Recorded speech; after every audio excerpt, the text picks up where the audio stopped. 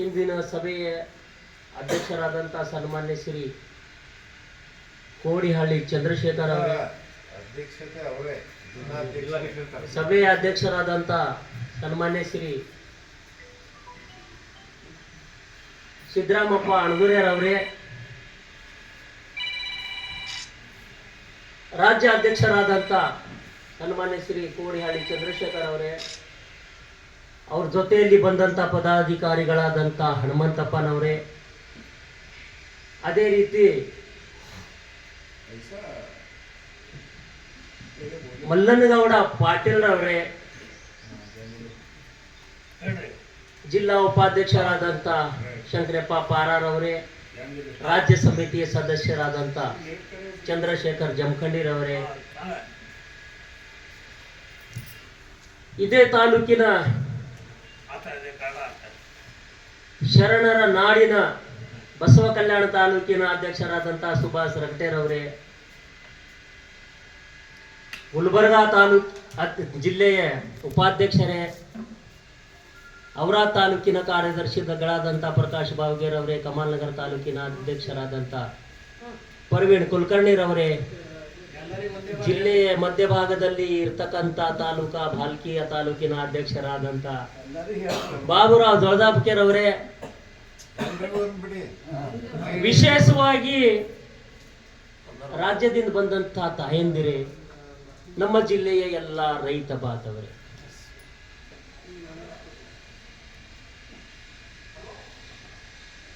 ಈಗ ಅಧ್ಯಕ್ಷರೇನು ಮಾತಾಡಿದವರು ಅಂದಾಜ ಒಂದು ಅರ್ಧ ಗಂಟೆ ಆಡಿರ್ಬೇಕೇನು. ಬಹಳ ಗಂಭೀರವಾದಂಥ ಮಾತುಗಳವ ಇವು ಮಾತುಗಳು ಹಿಂಗವ. ನಮ್ಮ ದೇಶ ಮೊದಲು ಬೇರೆಯವ್ರ ಕೈಯಾಗಿತ್ತು. ನಮ್ಮ ದೇಶದವರು ಎಲ್ಲರೂ ನಾವು ಪ್ರಜೆಗಳು ಗುಲಾಮರಾಗಿ ಏನಿದ್ದೇವಲ್ಲ, ಆವಾಗ ಯಾಕಂದ್ರೆ 1947ರಲ್ಲಿ ಏನು ಸ್ವಾತಂತ್ರ್ಯ ಸಿಗ್ತು, ಆ ಸಮಯ ಅಂತೂ ನಾವು ನೋಡಿಲ್ಲ. ಅದರ ನಾವು ಹಿಂಗಿದ್ದ ಏನು ಕೇಳಿದೇವಲ್ಲ, ಸ್ವಾತಂತ್ರ್ಯ ಸುಮ್ಮನೆ ಸಿಕ್ಕಿಲ್ಲ. ಸ್ವಾತಂತ್ರ್ಯ ಸಿಗಬೇಕಾದ್ರೆ ಬಹಳ ಹೋರಾಟ ಮಾಡಬೇಕಾಯ್ತು. 100 ವರ್ಷಗಟ್ಟಲೆ ಹೋರಾಟ ಮಾಡಬೇಕಾಯ್ತು. ಬಹಳಷ್ಟು ನಮ್ಮ ದೇಶದ ಪ್ರಜೆಗಳು ಹುತಾತ್ಮರು ಕೂಡ ಆಗಬೇಕಾಯ್ತು. ಆಗಿ ಏನದ ಅಂದ್ರೆ ಸ್ವಾತಂತ್ರ್ಯ ಸಿಕ್ತು. ಆದರೂ ನಮ್ಮ ದೇಶಕ್ಕೆ ಸ್ವಾತಂತ್ರ್ಯ ಸಿಕ್ತು, ಬಹಳ ಖುಷಿ ಆಯಿತು ಆಗಿನ ಜನರಿಗೆ. ಆದ್ರ ಆ ಇಂಗ್ಲಿಷರು ಹೋದ್ರು. ಈಗ ಬದ್ಮಾಸ್ತರು ಈಗ ಏನು ರಾಜಕಾರಣಿಗಳವಲ್ಲ, ಅದಕ್ಕಿನ್ನ ಬದ್ಮಾಸ್ತರು ಈಗ ಅದರ ನಾ ಹೇಳಕ್ ಇಚ್ಛೆ ಪಡ್ತೀನಿ, ನಮ್ಮ ದೇಶಕ್ಕೆ ಸ್ವಾತಂತ್ರ್ಯ ಸಿಕ್ಕಿದೆ, ಆದ್ರೆ ರೈತರಿಗೆ ಸ್ವಾತಂತ್ರ್ಯ ಸಿಕ್ಕಿಲ್ಲ. ಆಗಿನಕಿನ್ನ ಗಂಭೀರ ಪರಿಸ್ಥಿತಿ ಇವಾಗಿದೆ ಅಂತ ಹೇಳಕ್ ಇಚ್ಛೆ ಪಡ್ತೀನಿ. ಯಾಕಂದ್ರ ಆಗ ಸ್ವಾತಂತ್ರ್ಯ ಸಿಕ್ಕಿಲ್ಲ ಅಂದ್ರೆ ಯಾರು ತಯಾರಾದ್ರು ಬಹಳಷ್ಟು ಜನ. ಮಹಾತ್ಮ ಗಾಂಧಿಯವರು ಇರ್ಬೋದು, ಏನು ಲೋಹ ಪುರುಷ ಅಂತೇವಲ್ಲ ಸರ್ದಾರ್ ವಲ್ಲಭಾಯ್ ಪಟೇಲ್ ಅಂತ ಇರ್ಬಹುದು, ಹಲವಾರು ಜನ ಅವ್ರು ಬಹಳ ಪರಿಶ್ರಮ ತ್ಯಾಗಿದೆ. ಆವಾಗ ಸ್ವಾತಂತ್ರ್ಯ ಸಿಕ್ತ ಹೌದು. ಈಗ ರೈತಂದು ಏನದ ಅಂದ್ರ ಬಹಳ ಕಷ್ಟ ಅದ. ಈ ನಾಡಿನಲ್ಲಿ ಮಾತಾಡ್ಬೇಕನ್ನಿಸ್ತದ. 12ನೇ ಶತಮಾನದಲ್ಲಿ ಬಸವಣ್ಣವ್ರು ಹೇಳ್ಯಾರ, ಕೃಷಿ ಕಾಯಕ ಮಾಡುವ ಸದ್ಭಕ್ತನ ಪಾದವ ತೋರಯ್ಯ, ಆತನ ತನು ಶುದ್ಧ, ಆತನ ಮನಶುದ್ಧ, ಆತನ ಭಾವ ಶುದ್ಧ ಅಂತ ಹೇಳಿ 12ನೇ ಶತಮಾನದಲ್ಲಿ ಹೇಳ್ಯಾರ. ಯಾಕಂದ್ರ ಇದು ಕೃಷಿ ಕಾಯಕ ಇಂಥದದ, ಬಹಳ ಪವಿತ್ರವಾದಂತ ಕೆಲಸ ಅದ. ಯಾವುದೇ ಆಶೆ ಆಮಿಷೆ ಇಲ್ಲದೆ ಏನ್ ರೈತ ದುಡಿತಾನ, ಆ ರೈತದ ಪಾದ ತೋರಿಸ್ರಿ ನಾ ನಮಸ್ಕಾರ ಮಾಡ್ತೇನೆ ಅಂತ ಕಸಿ ಬಸವಣ್ಣನವರು ಹೇಳ್ಯಾರ. ಆದ್ರ ಈ ಸಮಯದಲ್ಲಿ ಈ ರೈತ ಬಹಳ ಕಷ್ಟದಾಗಿದ್ದರೂ ಕೂಡ ಯಾರು ಕೇಳಕ್ ತಯಾರಿಲ್ಲ. ಯಾವುದ್ಯಾವುದೋ ಸರ್ಕಾರಗಳು ತಪ್ಪು ನೀತಿಗಳು ತರ್ತಾರ, ನಮಗೆ ಬಳಕೆ ಮಾಡ್ಕೊಂಡೆ ಅನ್ನೋದಂದ್ರ ಅವರು ಲೂಟಿ ಹೊಡಿತಕ್ಕಂಥ ಕೆಲಸನ ಈಗ ಮಾಡ್ತಾ ಇದ್ದಾರೆ. ಅದಕ್ಕ ಈಗಾಗಲೇ DTL ಯಾವ್ಯಾವ ಪಾಯಿಂಟ್ ಮೇಲೆ ನಾವು ಹೋರಾಟ ಮಾಡಬೇಕಾಗ್ಯದ. ನಾವು ಬಸವ ಕಲ್ಯಾಣದಿಂದ ಈ ಬಸವಣ್ಣನ ನಾಡಿನಿಂದ ವಿಧಾನಸೌಧದವರೆಗೆ ಪಾದಯಾತ್ರೆ ಮುಖಾಂತರ ಹೋಗಬೇಕಾದ್ರ ಯಾವ ಪಾಯಿಂಟ್ಗಳ ಮೇಲೆ ಹೋಗ್ಬೇಕಾಯ್ತು ಅಂತ 2, 3, 4 ಪಾಯಿಂಟ್ ಏನೋ ಹೇಳ್ಯಾರಪ್ಪ. ಈಗಾಗಲೇ ನಮ್ಮ ಕಮಾಲ್ನಗರ ತಾಲೂಕಿನ ಅಧ್ಯಕ್ಷರು ಡಿಟೇಲ್ ಆಗಿ ಹೇಳ್ಯಾರ. ಯಾಕಂದ್ರೆ ಇದು ಕರೆಕ್ಟ್ ಅವ. ಅವರ ತಾಲೂಕಿನವ್ರು ಹೇಳಿದ್ರು ನಾವು ಭಾಳ ಇದು ಯಾರು ಸುಮ್ಮನೆ ಹೇಳ್ತಾರ ಅಂತಿದ್ದೀವಿ, ಆಗ ಈಗ ಖರೇನೆ ಅನ್ನಿಸ್ಲತ್ತವ ಅಂತ ಅವರು ಹೇಳಿದ್ರು. ಬಂಡವಾಳಶಾಹಿಯವರು ಇನ್ನ ಬಂದಿಲ್ಲ, ಪ್ರವೇಶ ಮಾಡಿಲ್ಲ. ಇಲ್ಲಿನ ಛೋಟಾ ಮೋಟಾ ಸಾಹುಕಾರಗಳು ದುಡ್ಡಿನವರೇ ಈಗ ಸದ್ಯ ಏನಾದಂದ್ರೆ ಹೊಲ ಖರೀದಿ ಮಾಡತ್ತಾರ. ಒಂದ್ ವೇಳೆ ಬಂಡವಾಳಶಾಹಿಯವ್ರು ಬಂದ್ರು ಅಂದ್ರ ನಮ್ಮ ಹೊಲ ಖರೀದಿ ಮಾಡ್ತಾರ. ಬರ್ತಕ್ಕಂಥ 8 ವರ್ಷಗಳಲ್ಲಿ 50-60% ಜಮೀನು ಖರೀದಿ ಮಾಡ್ತಾರ. ನಮ್ಮ ಜಮೀನೇ ಇರಲ್ದು ಅಂತ ಏನು ಅಧ್ಯಕ್ಷರು ಮಾತಾಡಿದ್ರಲ್ಲ, ಅಲ್ಲಿ ನಮ್ಮ ಮನಸ್ಸಿನಾಗ ಒಂದು ಪ್ರಶ್ನೆ ಹುಡ್ತದ, ನಾವು ಮಾರಲ್ ಹೋದ್ರೆ ಹ್ಯಾಂಗ್ ತಕೋತಾರ ಅಂತ ಹೇಳಿ. ಹಾಗಲ್ಲ, ಗಟ್ಟಿ ಮನಸ್ಸಿನಂಥವ್ರು ನಮ್ಮ ರೈತರು ಇಲ್ಲ. ರೊಕ್ಕಕ್ಕ ಬಲಿ ಆಗ್ತಕ್ಕಂಥವ್ರು ಇರ್ತಾರೆ. ಯಾಕಂದ್ರ ಮೊದಲೇ ಕೃಷಿ ಸಾಕಾಗ್ಯದ, ಕೃಷಿ ಲಾಭದಾಯಕ ಇಲ್ಲ, MSP ಬೆಲೆ ಸಿಗ್ತಾ ಇಲ್ಲ, ಕಾನೂನುಗಳು ಇಂಥ ತರ್ಲತ್ತವ್ರು ಸರ್ಕಾರ. ನಮ್ಮ ಯುವ ಪೀಳಿಗೆ ನಮ್ಮದೇ ಹುಡುಗರು ಲಾಭದಾಯಕ ಕೃಷಿ ಇಲ್ಲ ಅಂತ ಹೇಳಿ ಕೆಲಸ ಮಾಡ್ಲಾಕ ತಯಾರಿಲ್ಲ. ಏಯಪ್ಪ ಬಿಸ್ನೆಸ್ ಮಾಡೋಣ ಭಾಳ ಕೊಡ್ತಾ ಅಲ್ಲತ್ತಾರ ಅವರು. ಪ್ರಕಾಶ್ ಬಾವ್ಗೆ ಅವ್ರ ಊರಾಗ ಕೋಟಿ ರೂಪಾಯಿ ಎಕ್ಕರದ, ಅರೆ 20 ಕೋಟಿ ಕೊಡ್ತಾ ಅಲ್ಲತ್ತಾರ್ರಿ ಬಂಡವಾಳಶಾಹಿದವ್ರು ಬಂದು. ಮತ್ತು 20 ಕೋಟಿ ತಗೊಂಡು ನಾವು ಏನು ಮಾಡಬಾರ್ದು? ಬೀದರ್ಗೆ ಹೋಗ್ಬೋದು, ಹೈದರಾಬಾದ್ಗೆ ಹೋಗ್ಬೋದು, ಬಿಸ್ನೆಸ್ ಮಾಡ್ಬೋದು, ಬ್ಯಾಂಕ್ ಬ್ಯಾಲೆನ್ಸ್ ಇಡ್ಬೋದು. ದುಡ್ಡು ಅಂದರ ಬೆಣ್ಣೆ ಇದ್ದಂಗ ಹ್ಯಾಂಗ್ ಕರಗ್ತದ ಗೊತ್ತಲ್ಲ. ನಮ್ಮ ರೈತಗ ಬಿಸ್ನೆಸ್ ಮಾಡೋದು ಅರಿವಿಲ್ಲ, ಬಿಸ್ನೆಸ್ ನಡೀತದ ಅಂತ ಶಾಶ್ವತ ಇಲ್ಲ. ಬಿಸ್ನೆಸ್ನಲ್ಲಿ ಸಾಕಷ್ಟು ಕಾಂಪಿಟಿಷನ್ ಇದೆ. ಅದರ ಸಲುವಾಗಿ ನಮ್ಮ ರೈತರು ಇದಕ್ಕೆ ಮೋಸ ಹೋಗ್ತಾರ.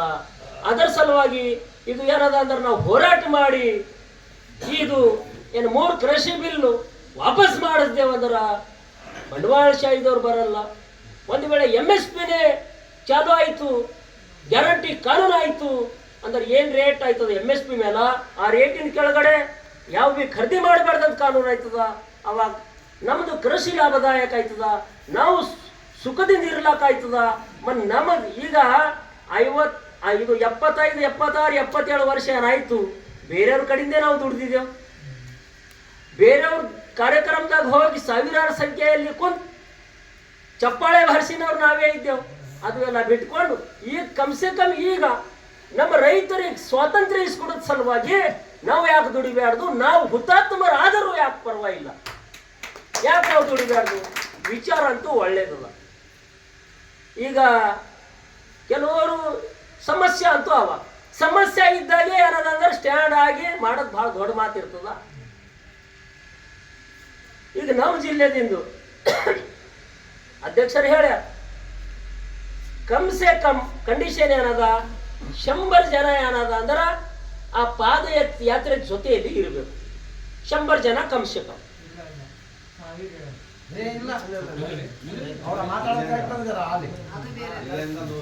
ನೀವು ಜಿಲ್ಲೆದಿಂದ 1000 ಬರ್ತೀರೋ, 2000 ಬರ್ತೀರೋ, 500 ಬರ್ತೀರೋ, ಆ ಪಾದಯಾತ್ರೆ ಜೊತೆಯಲ್ಲಿ 100 ಕಂಟಿನ್ಯೂ ಇರಬೇಕು.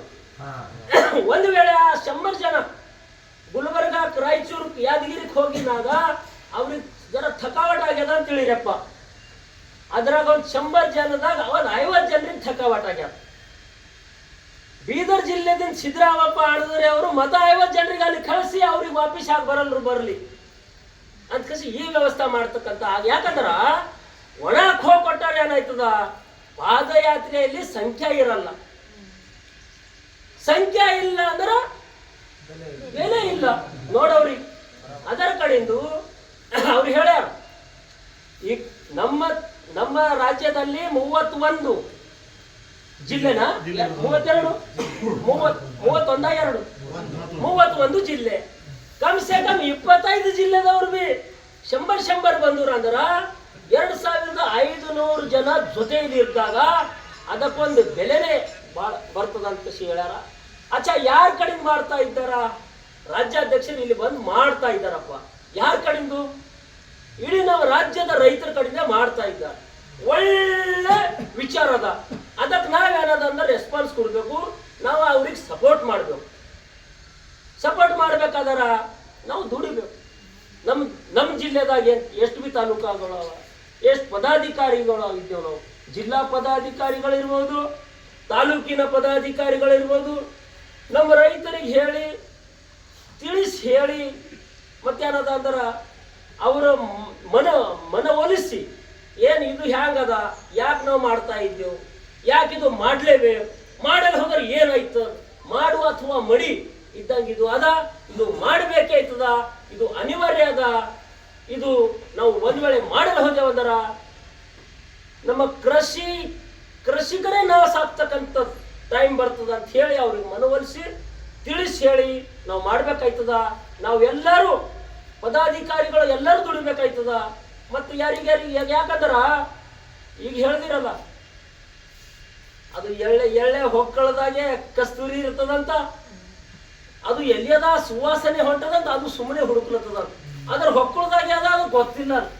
ಆಗ ಯಾವ ಊರ ಹೋದ್ರೆ ಯಾವ ಇಚ್ಛುಕರು ಇರ್ತಾರೆ, ಯಾಕಂದ್ರ ಇಚ್ಛಾಶಕ್ತಿ ಇರ್ತಕ್ಕಂಥವ್ರು ಇರ್ತಾರ, ಇಲ್ಲ ಅಂತಿಲ್ಲ, ಪ್ರತಿಭೆ ಇರ್ತಕ್ಕಂಥವ್ರು ಇರ್ತಾರ. ನಾವು ಹೋದಾಗ ಸಿಗ್ತಾರ. ಆ 100 ಮಂದಿದಾಗ 50 ಮಂದಿ ನಮ್ಮ ಸಂಘಟನೆದಾಗ ಇಲ್ದವ್ರು ಕೂಡ ಬರ್ತಿರ್ಬೇಕೇನು, ನಾವು ಪ್ರಯತ್ನ ಮಾಡ್ಬೇಕಾಗ್ತದ.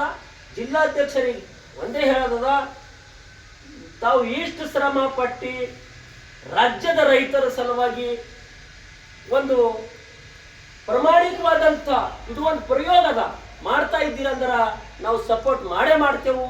ಹೆಚ್ಚಿನ ಸಂಖ್ಯೆಯಲ್ಲಿ ನಾವು ಬರ್ಲಕ್ ಕೋಶಿಶ್ ಮಾಡ್ತೇವೆ.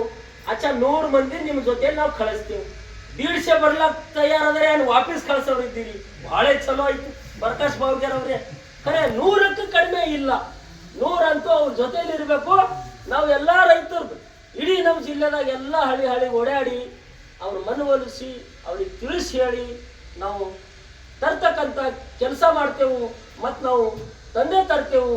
ಇದು ಡೇಟ್ ನಿಗದಿ ಆಗದೆ ತಡ ಅದ. ಯಾಕಂದ್ರ ನಾವು ಯಾವುದೇ ಒಂದು ಹಳ್ಳಿಗೆ ಹೋದೇವಂದ್ರ ಡೇಟ್ ನಿಗದಿ ಆಗಲ್ದೆ ಹೋದ್ರೆ ಸರಿ ಇಲ್ಲ. ಕಮ್ಸೆ ಕಮ್ ಅವ್ರಿಗೆ ಡೇಟ್ ನಿಗದಿ ಆಗ್ಯದ್ರಿ ಅಂತ ಹೇಳಬೇಕಾಗ್ತದೆ. ಅದರ ಕಡೆಯಿಂದ ಆದಷ್ಟು ಮಟ್ಟಿಗೆ ತಾವು ಡೇಟ್ ನಿಗದಿ ಮಾಡ್ರಿ. ಅದು ಬಿತ್ತಣಿಗೆ ಪೂರ್ವದಲ್ಲ ಮುಗಿದು ಹೋಗ್ಬೇಕು ಕೆಲಸ. ಯಾಕಂದ್ರ ಜೂನ್ 6, 7 ಮಳೆ ಸ್ಟಾರ್ಟ್ ಆಯ್ತದ. ಮೇದಾಗ ಅಂಬದು ಮುಗಿದು ಹೋಗ್ಬೇಕು.